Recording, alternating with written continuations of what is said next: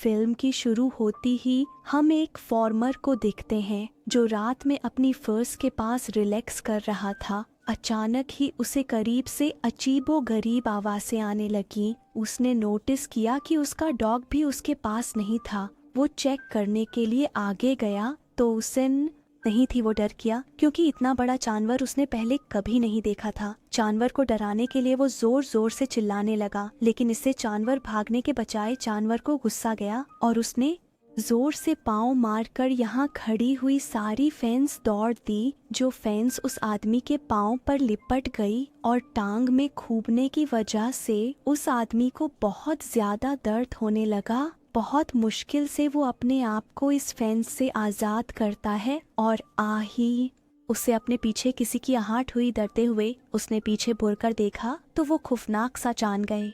अपने खून से सने हुए मुंह के साथ उसने देख रहा था वो फॉर्मरेट डर किया और वो जानवेट उसे खींचते हुए। लड़का जब कुछ करने के लिए कैंप से बाहर निकलता है तो कुछ ही देर बाद उसकी वाइफ को लड़के की चीखने चिल्लाने की आवाज़ें सुनाई देती है। पहले तो उसे लड़का कि उसका हस्बैंड उस पर प्रैंक कर रहा है, लेकिन गुजरते हर सेकंड के साथ साथ वह और उसके हस्बैंड की चीखने की आवाज़ों में उसे किसी चीज़ के खुर्राने की आवाज़ें भी सुनाई देने लगी। डेटे हुई निरकी अपना थोड़ा सा कैप खोल दी है तो एकदम से उसके हस्बैंड की कटी फटी लाश उसकी गोद में आकर कर जाती है, जिसे देखकर उसका दिल फराब हो गया और उसने उल्टी भी कर दी। उसे समझ नहीं आ रहा था कि उसके साथ हो क्या किया है और खुद गया। इससे पहले को यहाँ से भागने का कोई प्लान बना दी वह कि यह चिर्प वह बड़ा सा जानवर अपने खून से सनेओं के साथ उसके ऊपर भी हमला करके उसे भी मार देता है। उसके चिल्लाने और जानवर के गुड़नानी के आवाज दो दो आदमी भी सुन रहे थे जो कि लेन कैंप्स के करीब आते हैं तो इन्हें यहाँ पर एक बहुत बड़ा बोर यानी एक बहुत बड़ा पिग दिखाई देता है। उस आदमी को लुका कि शायद उसे हेलुसिनेशन हो रही है। इतना बड़ा पिग उसने आज से पहले कभी नहीं देखा था। वह अपने फ्रेंड एक जाइंट पिग दिख रहा है। ये सुनकर उसका दूसरा दोस्त उसके हाथ से उसकी शॉटगन ले लेता है और देखकर अपने दोस्त को ये कंफर्म करता है कि वहाँ पर एक जाइंट पिग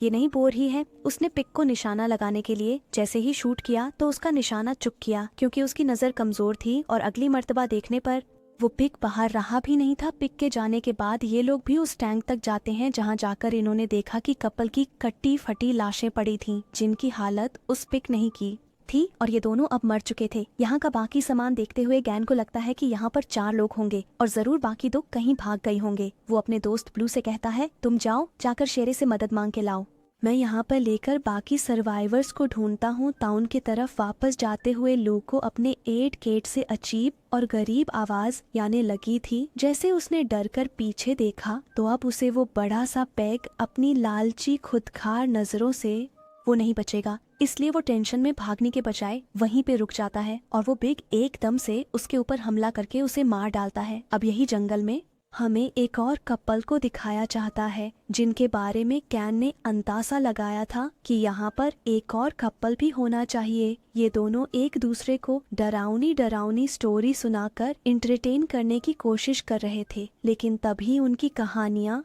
हकीकत में हस्बैंड जब चेक करने के लिए कुछ आगे गया तब तो उसे कुछ तसर नहीं आया, लेकिन जैसे ही वो पीछे मुड़ा तो उसने देखा कि एक बहुत बड़ी सी के ये चढ़ने ये नहीं उसी पिग ने उसकी वाइफ के ऊपर हमला कर दिया था। अब पिग उस लड़की के ऊपर हमला करने के बाद अपने बड़े सिदा उस लड़की की बैक में स्टॉप करते हुए उसे हवा में उठा लेता है और ये सीन इतना ज्यादा का दिखने को मिला कि वो ठीक तरह से चल नहीं सकता था, लेकिन फिर भी उसने यहाँ से भागने की कोशिश की, लेकिन उसकी कोशिश नाकाम हो गई क्योंकि वो पिग एकदम से उसके मुंह के ऊपर भी हमला करके उसकी गर्दन को उसकी बॉडी से अलग कर देता है और ऐसे ये कपल भी मारा जाता है। कैन जो कि इसी कपल को ढूंढते हुए यहाँ तक पहुँच गया था, उसने जब आकर देखा कि वो दोनों भी मर चुके हैं तो उसे बहुत अफसोस हुआ क्योंकि उसे उम्मीद थी वो एक और कपल की तो जान बचा ले लेता। इससे सबके दौरान अब गैन के सामने भी वो बड़ा सांप बेगा जाता है। उसके मुझे फोन टपक रहा था जो उन्हीं लोगों का था